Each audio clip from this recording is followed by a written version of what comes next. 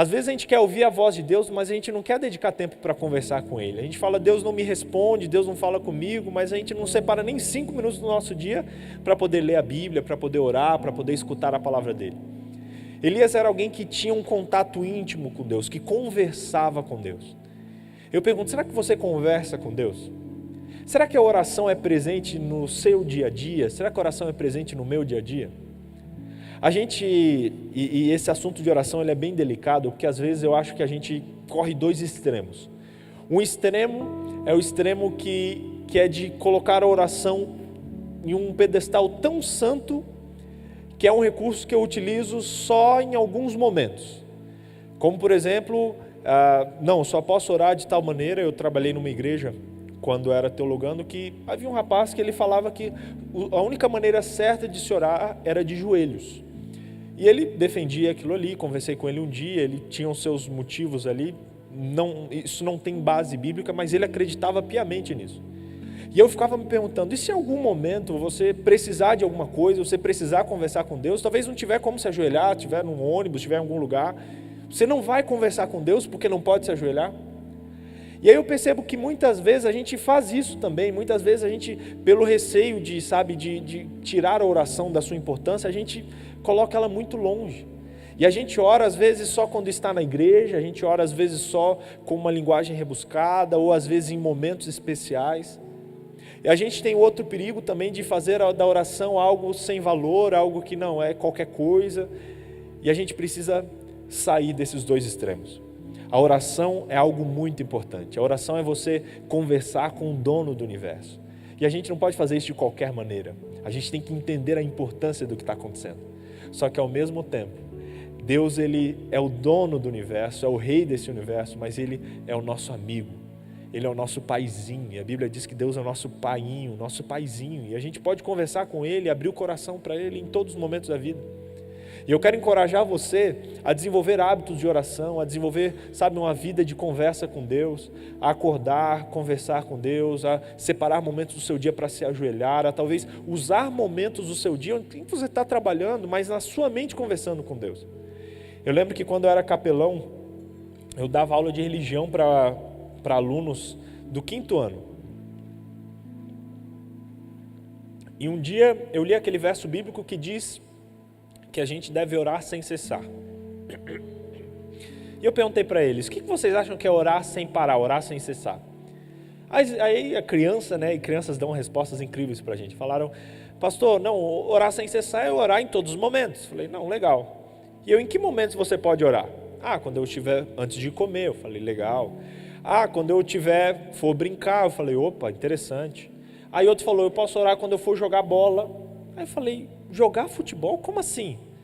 Não, eu posso estar lá jogando futebol e na minha cabeça estar conversando com Deus, fazer um gol e falar, Deus, obrigado, olha o gol que eu fiz e tal. E na hora eu dei uma risada e falei, como assim, né? Só que estava certo. Deus não é o nosso amigo, não é o nosso, o nosso paizinho, não é aquela pessoa com quem a gente pode abrir o coração. Por que não contar essas coisas para Ele também? Às vezes a gente acha que Deus só espera grandes coisas, grandes feitos, não quero que aconteça grandes coisas para eu falar com Deus.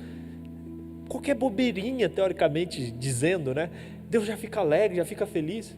Os que são pais, que estão presentes, o filho não precisa chegar para você e contar uma história sobre o descobrimento do Brasil para você. Nossa, que legal, meu filho está conversando comigo. Não. Filho, o que você comeu hoje? Como é que foi na escola? Eu lembro que era criança, eu ficava contando para meus amigos como a gente fazia gols, e o nosso sonho de fazer gol, meu sonho era fazer um gol dando um martelo rodado de capoeira, e a gente ria e tal. Só que isso fortalecia a nossa amizade, era importante para mim naquele momento.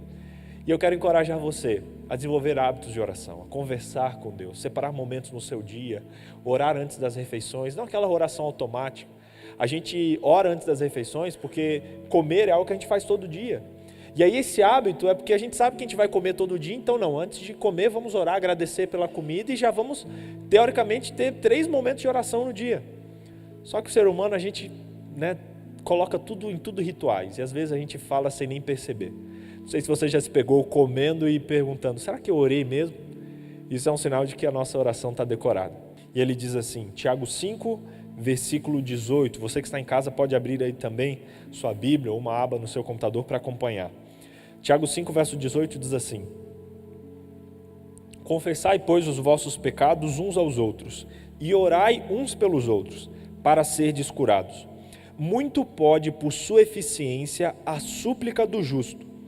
Elias era um homem semelhante a nós, sujeito aos mesmos sentimentos, e orou com instância para que não chovesse sobre a terra, e por 3 anos e 6 meses não choveu. E orou de novo, e o céu deu chuva, e a terra fez germinar os seus frutos. Olha que legal. Tiago, ele dá o mesmo exemplo de Elias. E eu talvez estava contando aqui as grandes coisas que Elias fez, e você falando, nossa, esse Elias é demais.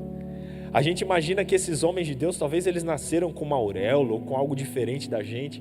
E aqui a gente vê Tiago dizendo, falando, olha, confessem os seus pecados uns aos outros, orem uns pelos outros, para que Deus cure vocês. E ele completa dizendo, olha, muito pode ser feito pela oração de um justo.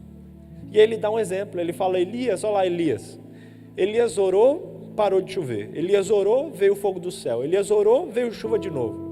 E a parte que mais me chama a atenção é no verso 17, quando diz que Elias era um homem semelhante a nós, sujeito aos mesmos sentimentos.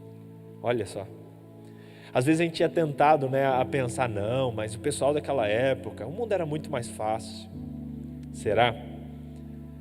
A Bíblia diz que Elias era igual a gente, semelhante a nós, os mesmos sentimentos, um homem pecador, um homem falho, um homem com suas limitações, mas que abriu o coração a Deus em súplica, e Deus usou e abençoou muito aquele homem, muitas pessoas através daquele homem.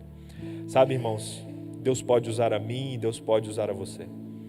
Deus pode nos usar com nossas falhas, com a nossa vida, com o nosso coração e às vezes com as nossas cabeçadas que a gente dá, mas ainda assim, se a gente abrir o coração a Ele, se a gente conversar com Ele, se a gente criar um relacionamento com Ele, Ele pode nos usar para abençoarmos a vida de muitas pessoas. Elias orou e veio o fogo do céu. Elias orou e ressuscitou uma criança. Elias orou e fez grandes coisas. E em nome de Jesus, se nós orarmos, se nós conversarmos com Deus, se nós termos essa intimidade que Elias tinha, com certeza Deus pode nos usar para muito mais coisa. Fico me perguntando às vezes, por que a gente não vê tantos milagres nos dias de hoje como a gente via nesses tempos? Será que é porque Deus mudou? Ou será que é porque a gente não tem sido tão fiéis a Deus e tem buscado Ele com tanta ênfase como essas pessoas faziam? Elias era um homem de oração e a gente precisa ser assim também.